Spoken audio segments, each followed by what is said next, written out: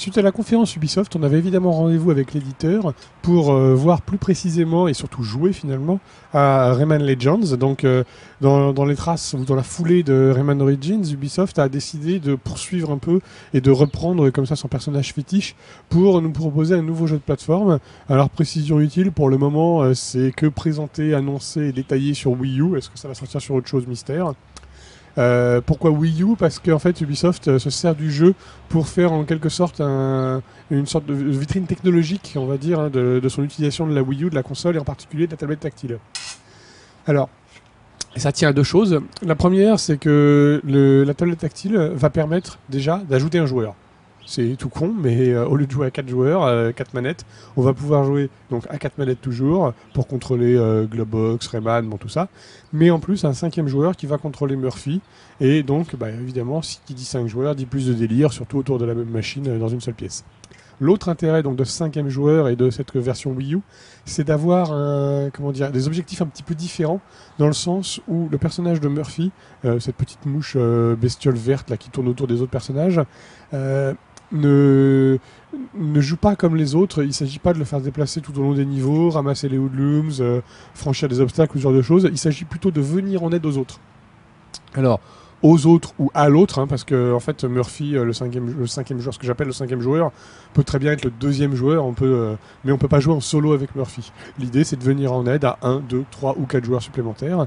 Alors venir en aide, comment ça fonctionne? On prend la tablette, le contrôleur tactile de la Wii U, et on utilise en fait pas du tout les boutons traditionnels ou les sticks, on utilise l'écran tactile, et on verra après les fonctions gyroscopiques. Donc l'écran tactile sert à aider les autres en cliquant sur différents éléments de décor. Par exemple, Rayman avance, il est bloqué par une plateforme, ou plutôt par un gouffre, quoi. Par un gouffre. Au-dessus du gouffre, on voit un tronc, et le tronc est maintenu par deux lianes. On coupe la première liane, du coup le tronc penche, tombe suffisamment pour bloquer le gouffre, et Rayman peut continuer. Autre séquence, Rayman arrive à un obstacle avec une espèce de grande roue qui est pas... pour laquelle il n'y a pas d'ouverture, et Rayman ne peut pas entrer dedans. Avec le gyroscope, on va faire tourner cette grande roue jusqu'à dégager l'entrée. Rayman va dedans. On la fait tourner dans l'autre sens jusqu'à dégager la sortie et Rayman peut continuer. Donc ça, c'est des toutes petites choses, mais qui donnent vraiment au jeu un côté coopératif, beaucoup plus poussé finalement que ce qu'il y a pu avoir dans Rayman Origins, où évidemment les joueurs devaient s'entraider, mais il n'y avait pas ce côté dépendance de l'un à l'autre, enfin, en tout cas beaucoup moins que là. Donc Murphy n'est pas un personnage accessoire, on n'a pas l'impression de faire de la figuration quand on joue avec. Tout au long de notre session de jeu, donc avec quelqu'un de chez Ubisoft, je contrôlais Murphy pendant que mon hôte contrôlait Rayman. Et c'est 20 minutes de jeu, donc évidemment c'était des niveaux faits pour, hein, ça va être travaillé pour le concept, mais ces 20 minutes de jeu sont passées super vite, on s'est vraiment fait plaisir à s'entraider, à voir ce qui pouvait clocher. Un autre exemple, c'était Rayman devait franchir un énorme obstacle en sautant sur des plateformes.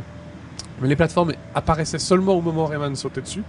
Donc il n'avait aucun moyen de savoir si la plateforme était réelle ou si c'était un piège. Et c'est moi, sur mon écran de la tablette tactile, qui voyais en fait si cette plateforme-là allait être bonne ou si elle allait casser en fait, ou ne pas apparaître quand Rayman allait arriver dessus. Et il me suffisait de faire un petit signe sur l'écran tactile pour dire à mon hôte, enfin mon collègue de jeu là, que voilà, faut aller sur celle-là ou faut aller sur celle-là ou faut aller sur celle-là. Et du coup, il passait les niveaux. Pas mal de séquences comme ça. Une autre séquence, c'est une séquence que vous avez peut-être vue pendant la conférence Ubisoft, une séquence musicale, où Rayman courait sur le long d'un niveau façon Sonic, hein, donc très rapidement pour ramasser plein de hoodlums et franchir les séquences. Et pendant ce temps-là, le joueur avec Murphy devait essayer de marquer des points en éliminant tous les personnages un peu bizarres qui arrivaient autour, devait aussi marquer en rythme des gros yeux qui apparaissaient, les yeux s'ouvraient, au moment où ils s'ouvraient, fallait cliquer dessus pour marquer le rythme en fait de la musique. Et ce niveau-là changeait aussi pas mal le concept, dans le sens où il apportait un rythme différent. C'était beaucoup plus speedé, beaucoup plus nerveux que les séquences d'avant ou d'après, où on avait quelque chose de plus plateforme traditionnel, j'aurais tendance à dire. Ce mélange donc comme ça des deux systèmes de jeu, parce que donc le système Murphy avec la tablette tactile et le système Rayman qui lui est beaucoup plus classique, hein, c'est un jeu de plateforme, donc on saute, on ramasse des hoodlums, on tabasse des ennemis, on franchit les obstacles, on passe de niveau en niveau, fait que Rayman Legends devrait vraiment être bien novateur dans le sens où on va renouveler le gameplay selon qu'on joue l'un ou selon qu'on joue l'autre. Donc déjà l'intégralité des niveaux devrait changer. Autre chose, là on n'a pas encore eu de réponse, mais on peut supposer les niveaux en question étaient faits pour que Murphy soit intéressant. Il y a quand même des chances pour qu'il y ait des niveaux créer quand Murphy n'est pas là, hein, qu'on puisse jouer tout seul quand même avec Rayman. Je pense pas que l'inverse sera, il n'y aura sans doute pas de niveau pour Murphy tout seul, ça n'a pas tellement d'intérêt. Donc l'un dans l'autre, voilà, c'est un jeu qui est vraiment intéressant à parcourir.